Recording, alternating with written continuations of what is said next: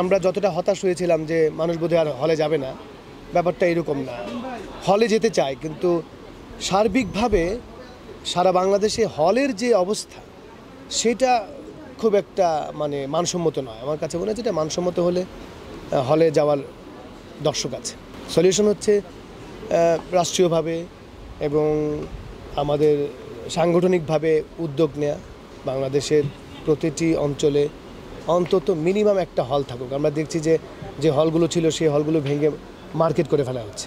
ব্যক্তিগত সমস্যাগুলোর সাথে অভিনয় শিল্পী সংগঠনে কোনো সম্পর্ক নেই। ব্যক্তিগত সমস্যা যদি শুটিং রিলেটেড বা একজন শৈল্পিক কোনো কাজে গিয়ে কোনো ঝামেলা হয় বা কোনো অস্বস্তিকর কিছু হয়, সেটা দায়িত্ব কিছুটা সংগঠন নিতে পারে, কিন্তু কারো ব্যক্তিগত জীবনটা বা ব্যক্তি মানুষটা তো অন্যরকম।